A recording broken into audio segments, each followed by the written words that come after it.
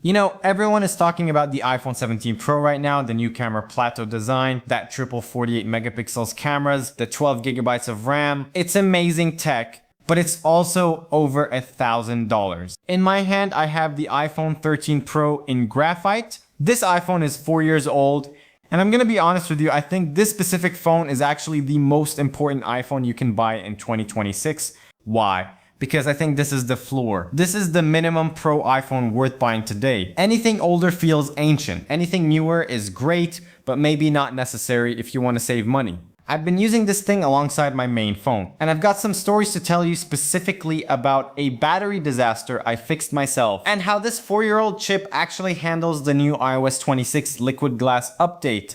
Let's get into it. First off, the build. This thing is built like a tank. It uses surgical grade stainless steel for the rails, not the titanium or aluminum we see on the newer iPhone 15, 16, and 17 Pros.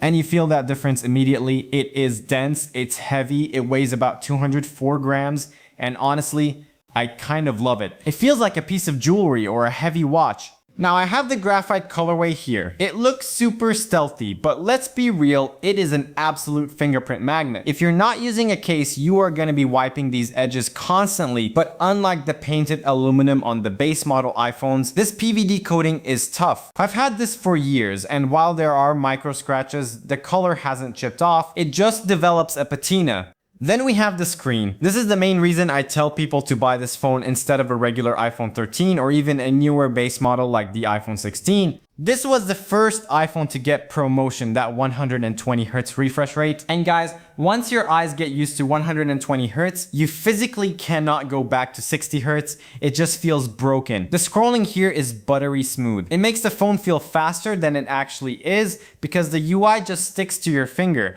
The one sign of age, the notch. We don't have the dynamic island here, we have the classic notch. In 2026, the dynamic island is everywhere. So this definitely screams older iPhone, but functionally, it doesn't bother me. It eats into videos a little less than the island does, actually. However, there is one area where you will feel the difference. Brightness. The 13 Pro maxes out at about 1000 nits typical brightness. The new iPhone 17 Pro hits like 3000 nits outdoors. So if you're standing in direct sunlight at the beach, this screen is going to look a bit dim compared to the new stuff. And if you're gaming in the sun, it will dim itself pretty aggressively to stop from overheating. But for 95% of the time, indoors, in bed, at the office, this display is still gorgeous. It's sharp, the OLED blacks are perfect, and that 120Hz makes it feel premium. For the price you're paying now, it's arguably the best screen you can get in the budget market.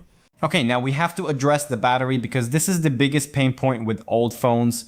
Full disclosure, this Graphite 13 Pro has been through it. When I pulled this out of the drawer recently to start testing it again, the battery health was sitting at 71%.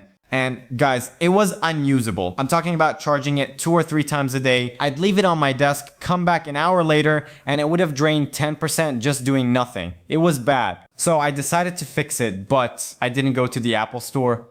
I bought an aftermarket battery and swapped it out myself. Now, if you look in my settings, you'll see this unknown part message. That's just because it's not a genuine Apple part, so the phone can't verify it. But do I care?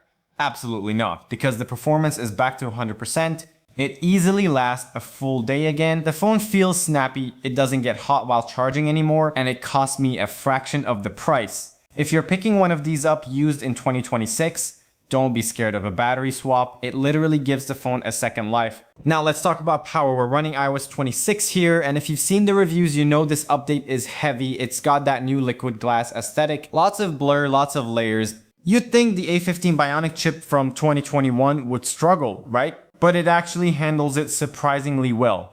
I wanted to put a number on this, so I ran Geekbench 6 just to confirm what I was feeling. And the results were actually pretty interesting.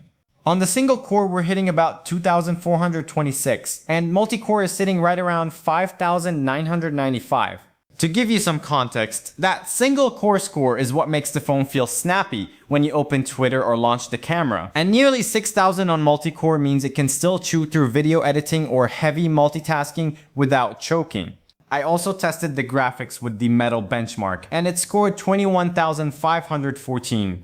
Is it destroying the charts like the new iPhone 17 Pro? No. But for actual daily usage, opening apps, switching tasks, navigating this heavy new UI, it is buttery smooth. It doesn't feel like a budget phone experience at all. A big part of that smoothness is the 6 gigabytes of RAM. This is a huge reason why I recommend the 13 Pro over the regular 13 or older models. That extra RAM keeps your apps alive in the background. I do some gaming on here. Usually when my iPhone 17 Pro is on charge and it runs most modern games on high settings, the only thing you need to know is that it gets warm. After about 15 minutes of Genshin or Warzone, the steel frame gets toasty and the screen might dim a little to protect itself, but it's playable. Camera-wise, this is still a powerhouse. You get the 3x optical telephoto, which is the sweet spot for portraits. You get the macro mode on the ultra-wide, which is great for macro photography. But there is one specific feature that shows its age, cinematic mode. I love cinematic mode, but on the 13 Pro, it's limited to 1080p. The newer phones do this in 4K. If you're just posting to Instagram stories or TikTok, 1080p is totally fine. But if you're trying to shoot a professional YouTube video or a short film, that resolution drop is noticeable. It's the one area where I really miss newer models. And then there is the software elephant in the room, Apple Intelligence. This phone does not support it. You need an iPhone 15 Pro or newer for that. So no native writing tools, no Genmoji, no smart Siri. But be honest with yourself.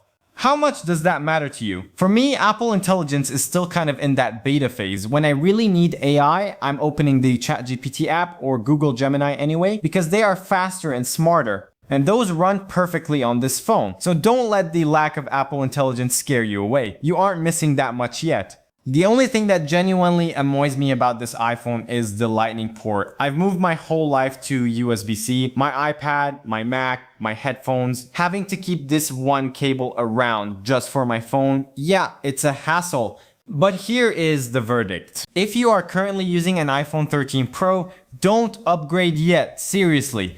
Unless you have money to burn or you desperately need that longer zoom on the 17 Pro, this phone is fine. Replace the battery if it's dead, and keep rocking it. And if you are looking to buy a used iPhone, this is the one. It's the perfect balance of price and performance. It's the minimum viable Pro that will easily last you another 2 or 3 years. Thanks for watching, guys. Let me know in the comments if you're still Team 13 Pro. See ya.